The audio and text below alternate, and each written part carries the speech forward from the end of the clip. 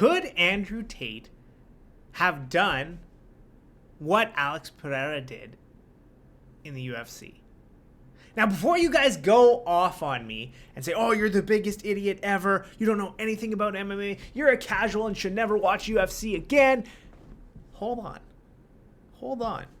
First of all, I did my research. Demetrius Mighty Mouse Johnson, Mighty Mouse, one of the GOATs of all time, he made a video on Andrew Tate saying whether or not his kickboxing is legit. And he said, yes, Andrew Tate's kickboxing is legit. And his kickboxing record is 75-9. Alex Periera's kickboxing record is 37-7. So he has like twice as many fights and only 2 additional losses. Alex Periera was a 2-division champ in Glory Kickboxing. Andrew Tate was a 2-division champ in ISKA Kickboxing.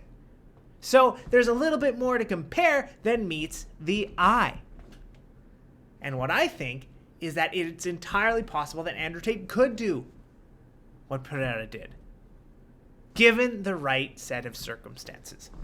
Ultimate punching. So first things first, let's recap. Alex Periera was a 2-division kickboxing world champion, and then he signed with the UFC because one of his arch rivals in kickboxing, Israel Adesanya, was beating everybody up in the middleweight division. And then what happened? They signed Alex Periera to the UFC, and they somewhat fast-tracked him towards a title shot against Izzy. He beat a couple guys, he beats Sean Strickland, they put him in there for a title shot with Izzy. He beats Izzy. Then Izzy comes back, beats him. He moves up to the light heavyweight division, beats Jan Blachowicz in a split decision. Then he goes on and beats Yuri Prochazka via TKO. Right? That's the story. 2-division champion in the UFC, coming from kickboxing. Code of honor. If you have made it this far, you need to hit that like button. You need to hit the subscribe button. My content is free. Could Andrew Tate have done the same thing? And my answer to that question is, if he was given a similar set of circumstances to Alex Periera, then it is entirely possible.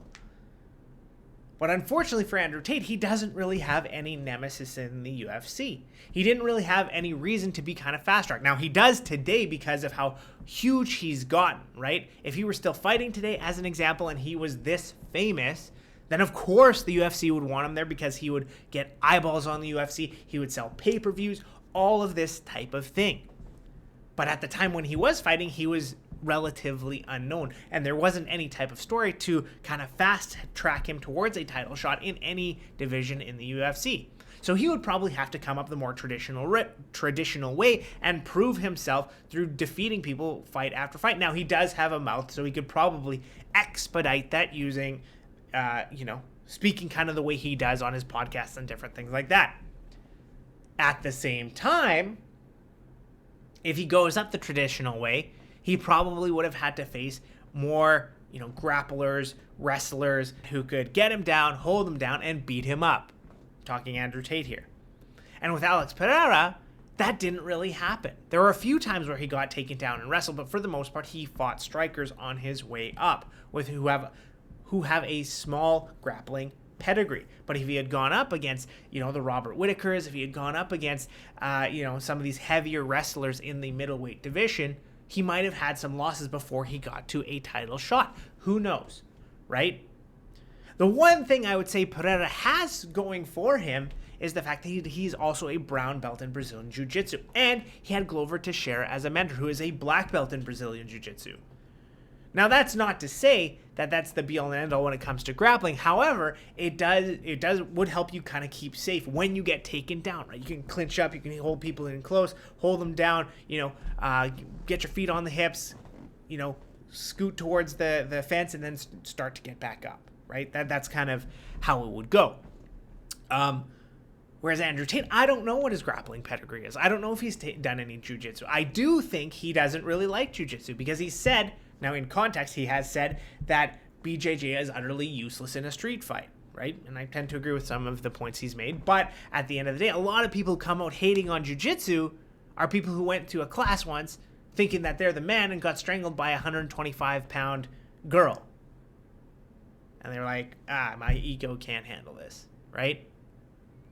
Again, I don't know if this is the case with Andrew. I don't even know if he's tried jiu-jitsu. I know in that context he was speaking in terms of a street fight, of course, right? But a lot of people who say things like that, they don't train jiu-jitsu specifically because their ego can't handle getting their ass kicked, right? So that's a thought I had, right? Alex Periera does have that sort of, at least some way to kind of stay safe on the ground, get back to his feet. So if Tate were to encounter a wrestler or any type of wrestling resistance, would he stand a chance? I don't know the answer to that question. As I've said, given the right set of circumstances, I do think that Andrew Tate may have been able to accomplish exactly what Pereira accomplished. Two-division kickboxing champion. Obviously, he has some level of striking pedigree. Now, I don't know. Again, he came up in the ISKA organization. I've heard that K1 and Glory are kind of the top ones. I don't know where ISKA stands in that ranking. But at the end of the day, like, champion, could he have come up? He probably would have had better striking than some in the division he chose. But I think because of the fact that he wasn't relatively known back when he was fighting, and I think because of the fact that, he would have probably had to go up the traditional way. He wouldn't have gotten fast-tracked. He would have had to face some wrestlers, something like that, and I don't know whether or not he would have been able to do anything about it. So overall, I don't think that Andrew Tate would have been able to kind of do what Alex Periera has done. I don't think he would have been able to replicate Alex Pereira's success, but I could be completely wrong. The guy certainly has a winner's mentality, a winner's mindset. And so, if given the challenge, if given the task, who knows? Perhaps he rises to the occasion. Perhaps he makes it through the UFC. Perhaps he wins a title. Perhaps he wins two. Right? But at this stage in his life, he's making so much money through his other business ventures and different things like that. I don't think it's something we're ever going to see. Maybe we'll see a fun fight with Jake Paul or Logan Paul or one of these type of things. But it does look to me that his fighting days are over. But what do you guys think? Do you think Andrew Tate could have done what Alex Periera has done? Do you think he could have become a UFC champion, a two-division champion? If so, what would the weight classes have been? I have no idea what the answer to that question is. But this is what makes UFC fun, right? This is what makes MMA fun, to contemplate on matches and see how would that go? How would this go? How would that go, right? The punches and kicks aren't as much interesting as the story and, trying to compare who and what is going to happen.